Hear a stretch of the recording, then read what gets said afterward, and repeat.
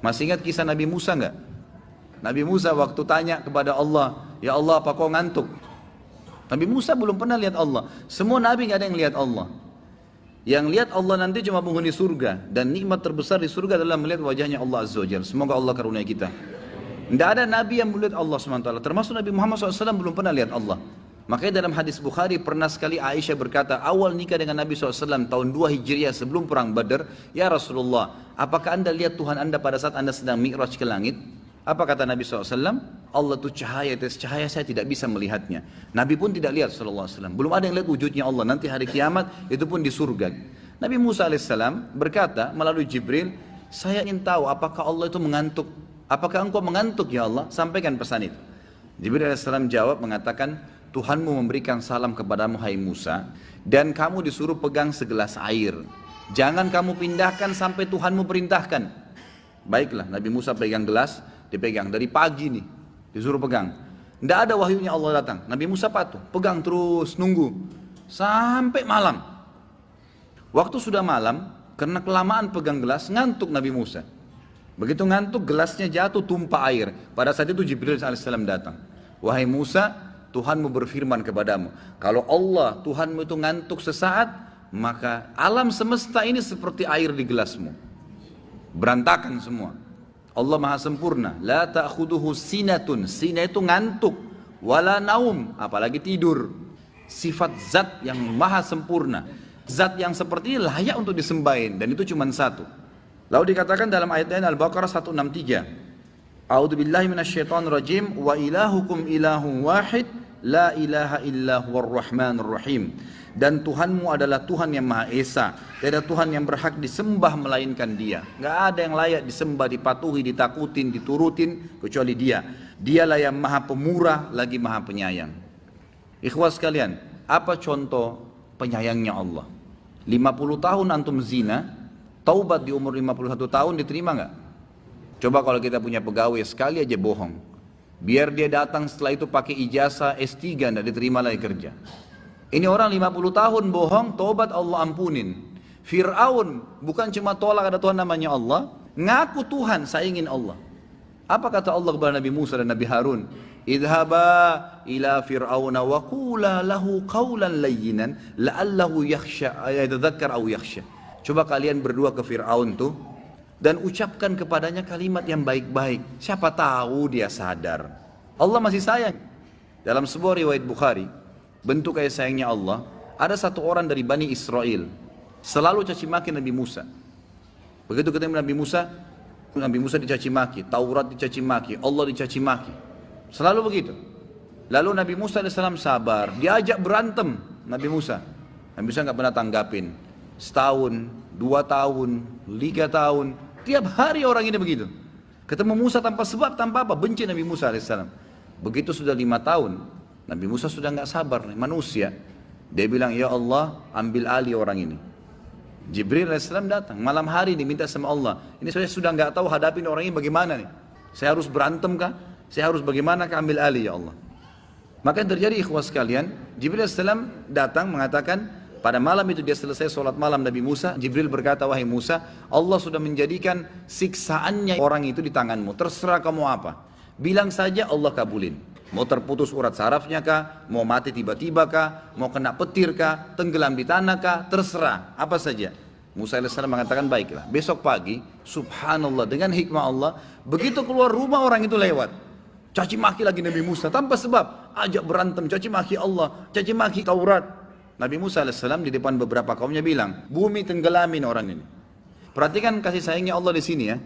Allah subhanahu wa ta'ala kalau ingin menyiksa hambanya walaupun dia sudah sangat parah pelanggarannya, itu enggak spontanitas, bertahap. Tahapan ini sebenarnya Allah masih tarik, mau sadar enggak ya, mau minta maaf enggak ya. Nabi Musa AS bilang, wahai bumi tenggelamkan. Nabi Musa berharap mati deh kamu sekarang. Ternyata Allah tenggelamkan orang itu hanya sampai lututnya saja. Dia mau gerakin enggak bisa, lalu dia bilang, Musa maafin saya tidak akan ulangi. Musa bilang, saya enggak percaya. Hai bumi tenggelamkan dia. Nabi Musa berharap mati sekalian. Enggak, masih tenggelam sampai perutnya. Goyang-goyang enggak bisa. Musa maafin, ngerengek-ngerengek. Musa bilang saya enggak percaya. 5 tahun kau siksa saya. Hai bumi tenggelamin, tambah lagi. tenggelam sampai lehernya, belum mati. Musa, kalau kau maafin saya beriman pada Tuhanmu.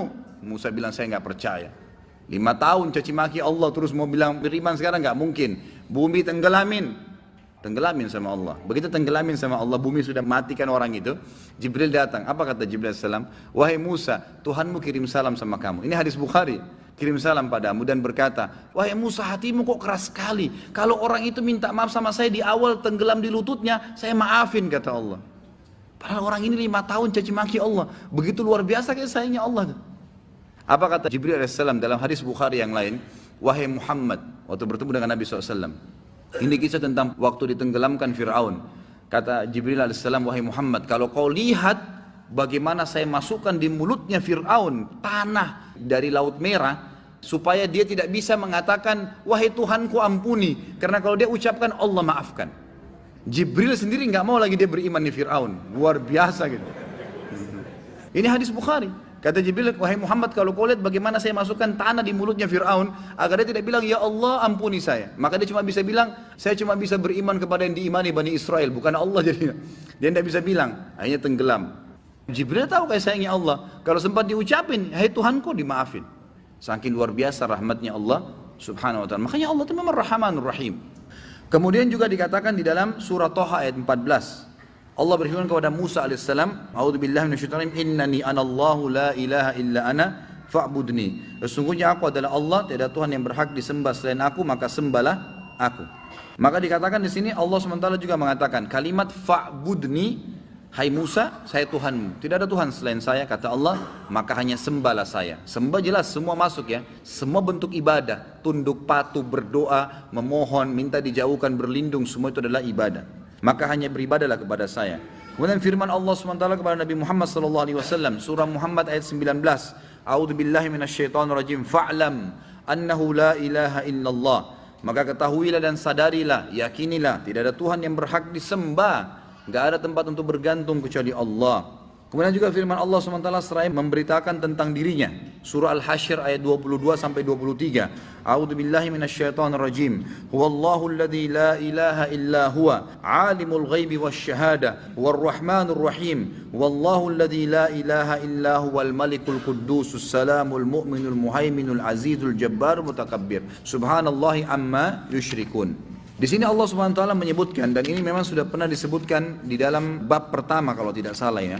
Di bab pertama Allah Subhanahu wa taala pernah menyebutkan itu dalam surah Al-Hasyr ayat 22 sampai 24. Yang artinya dialah Allah yang tidak Tuhan yang berhak disembah selain Dia, yang mengetahui semua yang gaib dan semua yang nyata. Dialah yang maha pemurah, lagi maha penyayang. Dialah Allah yang tidak ada Tuhan yang berhak disembah kecuali Dia. Dialah Raja satu-satunya, yang maha suci, yang maha sejahtera, yang maha mengaruniakan keamanan, yang maha memelihara, yang maha perkasa dan yang maha kuasa, yang memiliki segala keagungan. Maha suci Allah dari apa yang mereka persekutukan. Dialah Allah yang menciptakan, yang mengadakan, yang membentuk rupa, yang mempunyai nama-nama yang paling baik. Bertasbihlah kepadanya yang ada di langit dan di bumi, dan dialah yang maha perkasa lagi maha bijaksana. Ini sifatnya Allah SWT.